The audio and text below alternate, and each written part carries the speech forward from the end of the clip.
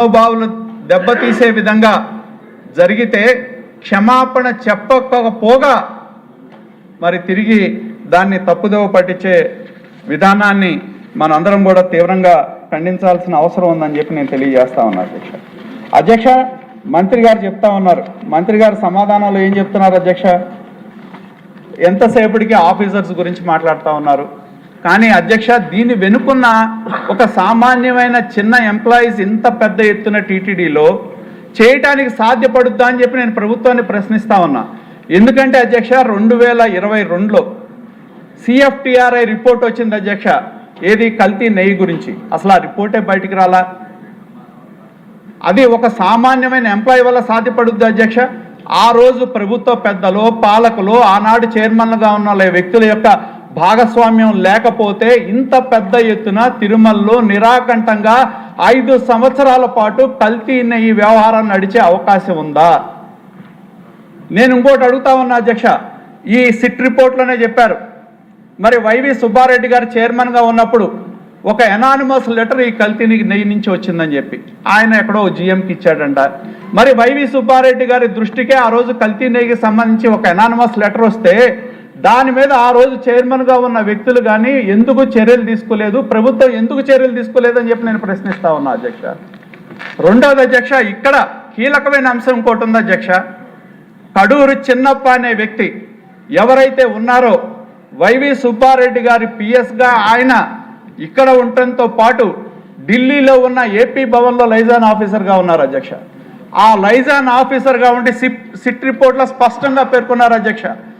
ఆయన ఎవరైతే కంపెనీలు టెండర్లు వేసినాయో బోలే బాబా డైరీ ఆయన్ని కేజీకి 25 రూపాయలు అడగటం మూలాన వాళ్ళు ఇవ్వనంటంతో దాన్ని డిస్క్వాలిఫై చేశారు అధ్యక్ష. అదే ఎవరైతే టెండర్లు వేశారో ప్రీమియం ఆగ్రో డైరీ ఫార్మ్స్ అనే వ్యక్తుల్ని ఎక్కడ పిలిపించి మాట్లాడారు అధ్యక్ష? ఢిల్లీలో ఉన్న MP నివాస్. ఎవరిది అధ్యక్ష? వైవి సుబ్బారెడ్డి గారు రాజ్యసభ సభ్యుడు. ఆయన ఎంపీగా ఉన్న ఆయన ఇంట్లో బేరసారాలన్నీ జరిగితే ఇది కేవలం కొద్దిమంది అధికారుల పాత్రతోనే జరిగిందే విధంగా సిట్టు విచారణ చేస్తే దానివల్ల వాస్తవాలు బయటకు వస్తాయా అధ్యక్ష? ఒక MP ఇంట్లోనే బేరసారాలు జరిగినాయి.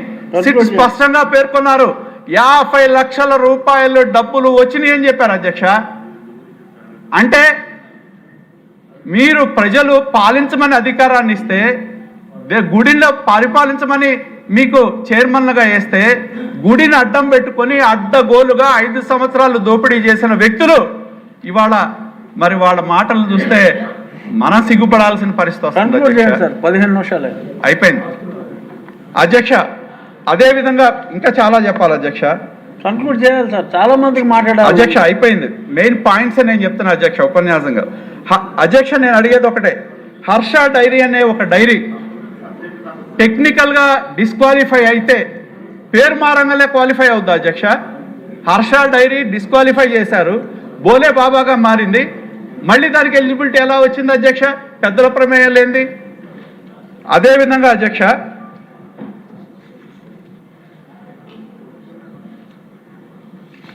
అదేవిధంగా ఇంకోటి అధ్యక్ష, ఎందుకంటే చైర్మన్లుగా ఉన్న వ్యక్తులే మాట్లాడుతూ ఉన్నారు అధ్యక్ష. AR డైరీకి టెండర్ ఎవరు ఉన్నప్పుడు ఇచ్చారు అధ్యక్ష? చైర్మన్గా ఉన్నప్పుడు మార్చి నెలలో 2024లో ఇచ్చారు అధ్యక్ష. ఎవరప్పుడు చైర్మన్?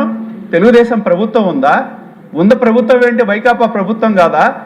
అప్పుడున్న చైర్మన్ ఎవరో అధ్యక్ష? బొమ్మన కరుణాకర్ రెడ్డి కాదా? మీరు చైర్మన్గా ఉండి టెండర్ పిలిచి ఆ టెండర్ మీరు కావాల్సిన కంపెనీలకు ఇచ్చి మా ప్రభుత్వం చంద్రబాబు నాయుడు గారు ముఖ్యమంత్రిగా ప్రమాణ స్వీకారం చేస్తున్న సమయంలో అదేదో చెప్తారు అధ్యక్ష, సందట్లో సడేమియాలాగా 12వ తారీఖు ఒక ట్యాంకర్, 16వ తారీఖు ఒక ట్యాంకర్, 20వ తారీఖు ఒక ట్యాంకర్. నాకు ఒకటి గుర్తు వస్తుంది అధ్యక్ష, మొన్న మాజీ చైర్మన్ చెప్తా ఉన్నాడు బొమ్మన కరుణాకర్ రెడ్డి, నాకు సంబంధించిన 2000 మంది మనుషులు టీటీడీలో ఉన్నాడని చెప్తున్నారు అధ్యక్ష. ఈరోజు మరి ఆయన 2000 మంది మనుషుల్ని పెట్టుకొని ఈ విధంగా టీటీడీలో అడ్డగోలు దోపిడీ చేసి కోట్లాది మంది ప్రజల యొక్క మనోభావాలు దెబ్బతినే విధంగా జరిగితే ఆయన తెలియదా అధ్యక్ష? మీ సహకారం లేని ఈ విధంగా సాధ్యపడుద్దా? ఎంక్వైరీ ఎప్పుడు వచ్చింది అధ్యక్ష? ఈ రిపోర్ట్స్ ఎప్పుడు వచ్చినాయి? CFTRI రిపోర్ట్ మీరు ఉన్నప్పుడు వస్తే దాన్ని బయటికి రానిలా. మరి మీ ప్రమేయం లేకపోతే బయటకు వచ్చేది కదా. మరి మా ప్రభుత్వం వచ్చిన తర్వాత ఎంక్వైరీ చేస్తే దాని మీద ఎన్డీడీబీ రిపోర్ట్ వస్తే దాని మీద వెంటనే సిట్ వేస్తే వైవి సుబ్బారెడ్డి హైకోర్టు